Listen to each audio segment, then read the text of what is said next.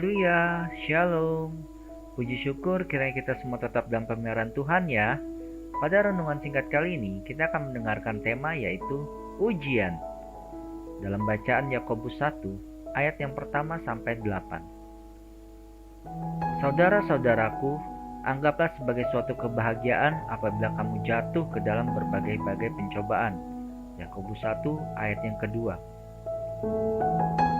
Hidup sebagai orang Kristen bukanlah berarti langkah kita menjadi mudah dan tanpa masalah. Kita justru akan menghadapi banyak ujian atau pencobaan. Filipi 1 ayat yang 29. Sebab kepada kamu dikaruniakan bukan saja untuk percaya kepada Kristus, melainkan juga untuk menderita untuk Dia.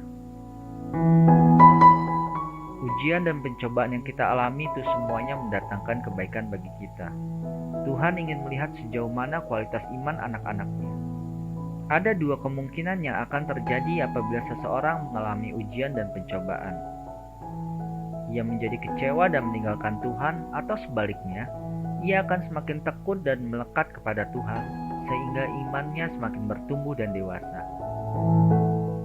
Ada kalanya Tuhan memperingatkan kita dengan keras melalui keadaan atau situasi yang kita alami, supaya kita belajar bergantung penuh kepadanya dan berdiri di atas dasar iman yang teruji. Iman yang teruji tidak terjadi dalam semalaman ya. Ada proses yang panjang.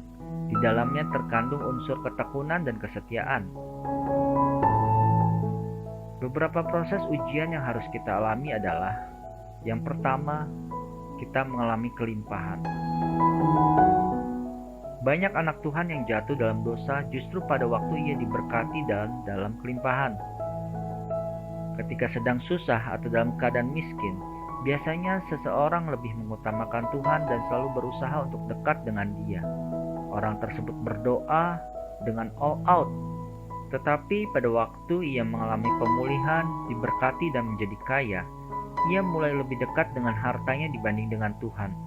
Yang diutamakan dan dicarinya bukan lagi Tuhan, melainkan dunia dengan segala kesenangannya. Lalu untuk proses yang kedua ini, yaitu melalui peristiwa buruk. Hal ini bisa kita lihat dalam kisah Ayub. Ayub 1 ayat yang pertama. Ayub adalah seorang yang saleh dan jujur. Ia takut akan Allah dan menjauhi kejahatan. Ayub mengalami keadaan semua anaknya mati, hartanya ludes, istrinya pun mengutuki dia, bahkan keadaan tubuhnya penuh dengan borok. Dalam Ayub 42 ayat 10-17, Ayub tetap kuat karena dia tahu bahwa Tuhan sedang memprosesnya. Karena lulus dalam ujian, kehidupan Ayub dipulihkan secara luar biasa.